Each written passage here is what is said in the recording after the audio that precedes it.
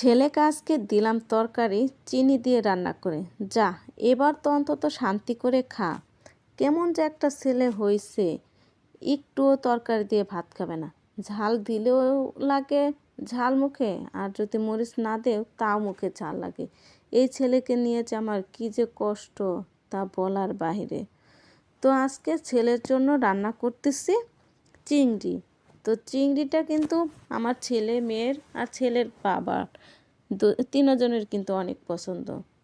আর পেঁয়াজ বাটা দিয়ে চিংড়িটা রান্না করলে তো আরও মজা লাগে।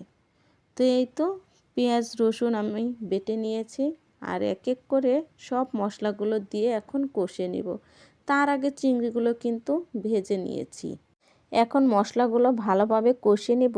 মশলাটা একটু ভালো করে কষানোর জন্য পানি দিয়ে দিচ্ছি। আর বাহিরে যখন রান্না করি তখন মুরগিগুলো কিন্তু খুব জ্বালাতন করে। এদিকে মশলাগুলো কষানো হয়ে গেছে, আর চিংড়িটা দিয়ে দিলাম। চিংড়িটা দিয়ে দুধ দিয়ে দিলাম। আর আমার ছেলে যেহেতু মিষ্টি পাগল, তাই একটু চিনি দিয়ে দিলাম। আর একটু লবণ চেক করে দেখি চিনিটা একটু কম কম লাগলো। ভাবলাম যে ছেলে যেহেতু এত চিনি করে, তাহলে আজকে ওকে চিনি বেশি করে দিয়েই রান্না করে দিই। ছেলের কথা ভাবতে ভাবতে সত্যি করে আমি চিনি বেশি দিয়ে ফেলেছি। পরে এত মিষ্টি হয়েছে যে আমি নিজেই খেতে পারি না। কিন্তু আমার ছেলে যাক, মাশাল্লাহ, আমার ছেলে তো খাইছে, এতে আমার শান্তি। আর এই যে দেখো কত সুন্দর মুরগিগুলো। এই মুরগিগুলো কিন্তু রান্না করার সময় অনেক জ্বালাতন করে। মুরগি থাকলেও ভেজাল, না থাকলেও ভেজাল। চিংড়ি রান্নাটা কেমন হলো?